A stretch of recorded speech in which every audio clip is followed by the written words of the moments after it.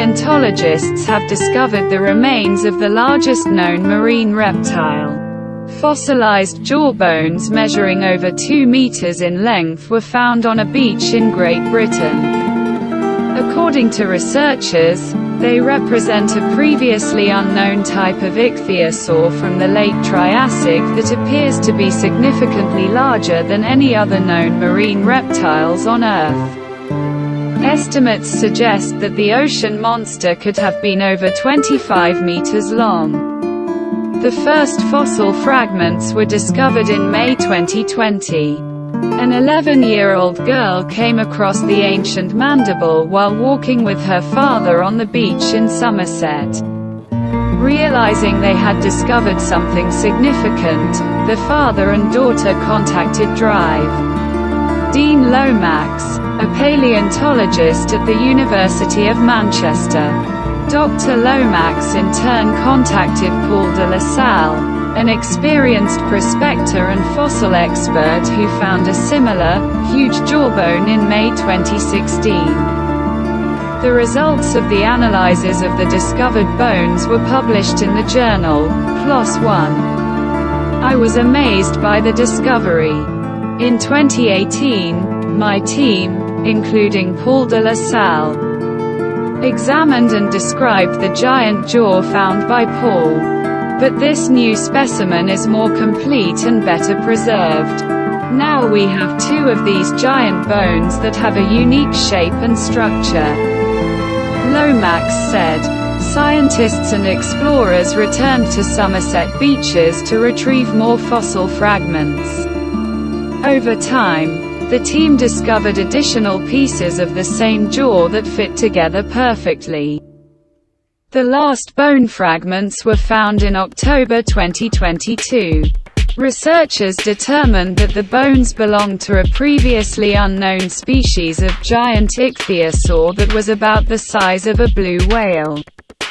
Researchers named it Ichthyottitan sevenensis.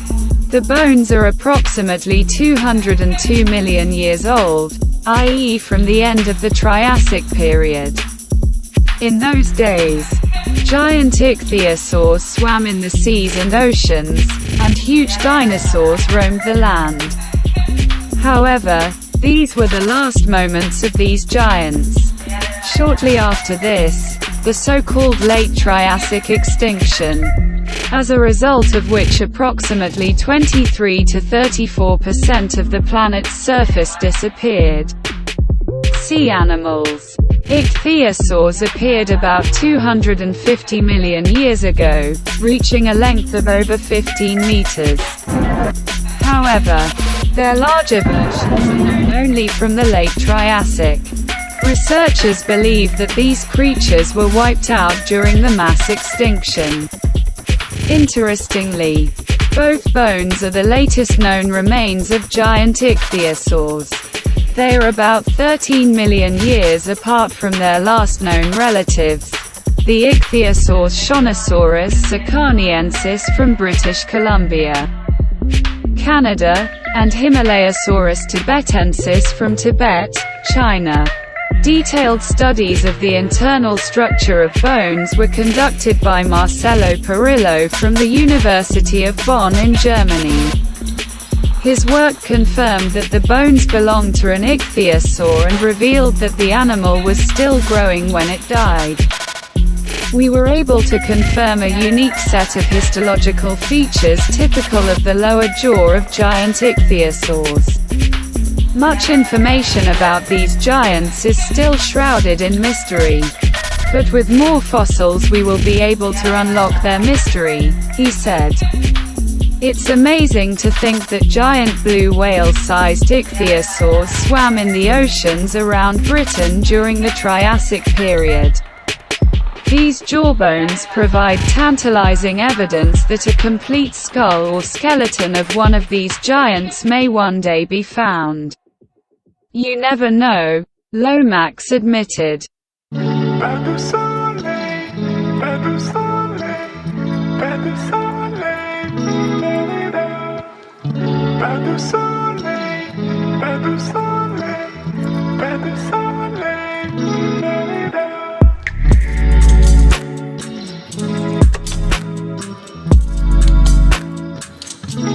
Microplastics settle in the human respiratory tract. Global plastic production is increasing year by year. With it, environmental pollution with plastic waste, including microplastics, is increasing, which poses a threat to our health. In a recent study, scientists determined that tiny plastic particles become deposited in the human upper respiratory tract. Fluid dynamics simulations conducted by scientists from the University of Technology Sydney, Western Sydney University, Urmia University, Islamic Azad University, University of Camilla and Queensland University of Technology have shown how harmful plastic particles accumulate in the nasal cavity and back of the throat. The description and results of the research were published in the journal, Physics of Fluids. Scientists decided to look at the respiratory system and how microplastic particles behave in it. As we know, microplastic pollution is ubiquitous, and plastic particles have already been found in the soil, water and air in large quantities. Unfortunately, researchers do not have good news for us, because we also breathe microplastics. The analyses conducted showed that approximately 16.2 microplastic particles can reach human lungs per hour.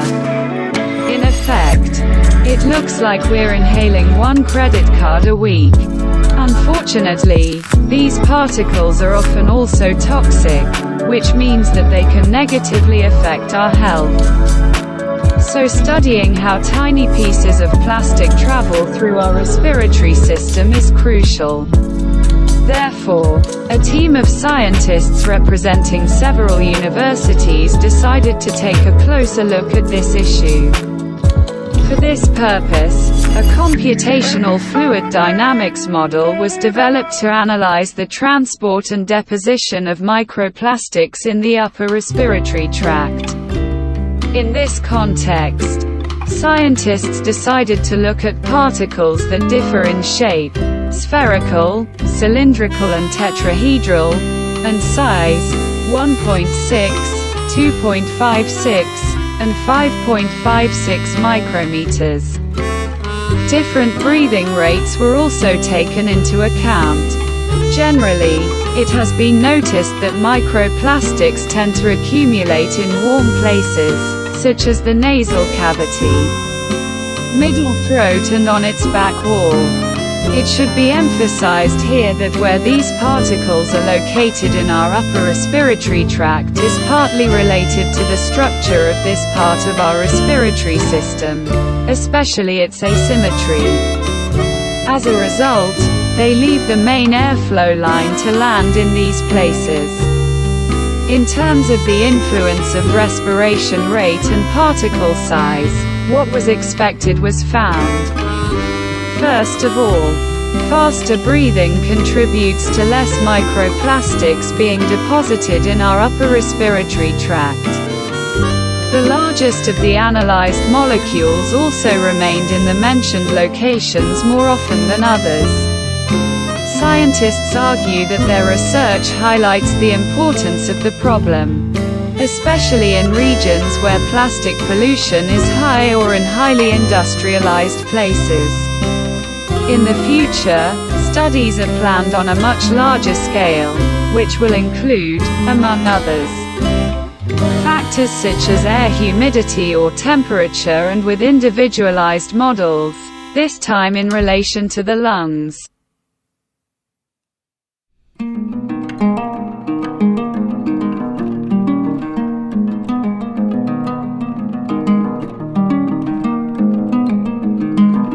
Archaeologists have discovered an extensive network of roads dating back 4,500 years.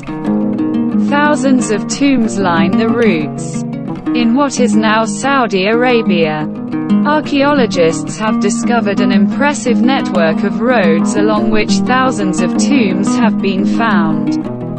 These funeral avenues, were created around 4.5 thousand years ago.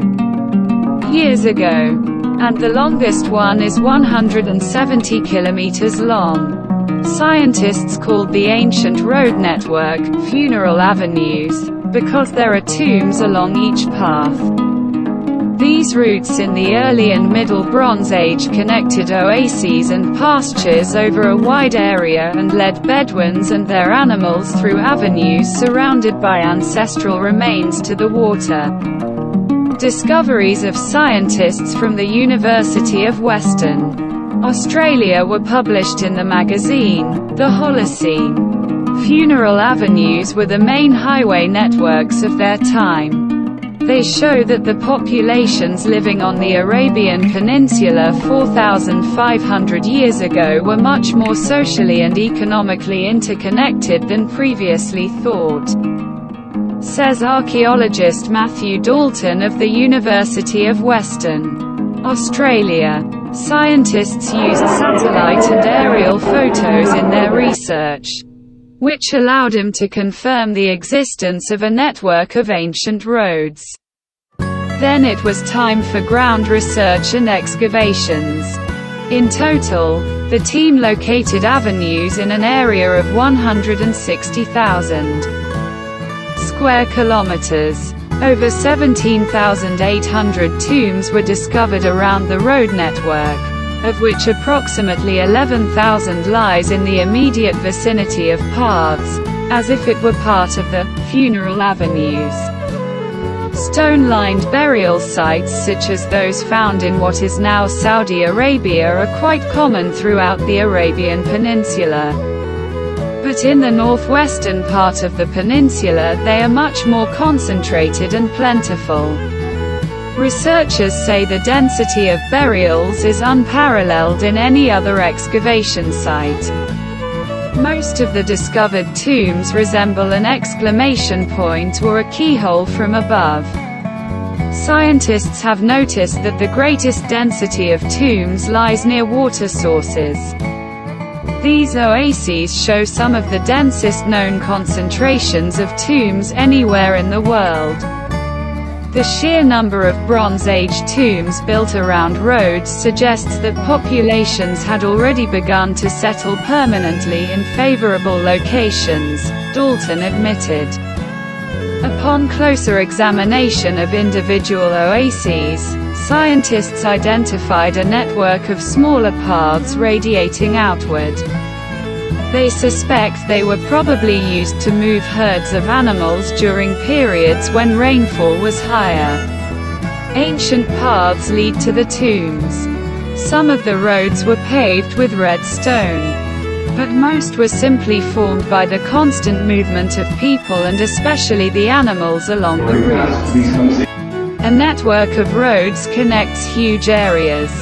By following these roads, people could travel a distance of at least 530 kilometers from north to south. There are also indications of a similar road network in the southern Arabian Peninsula. These require careful study, but may suggest further road networks covering even larger areas through which ancient populations moved. Archaeologists know little about the ancients who built this road network. They also know little about the tombs themselves found along the routes. The human remains found there are in poor condition, and some of the tombs have already been looted.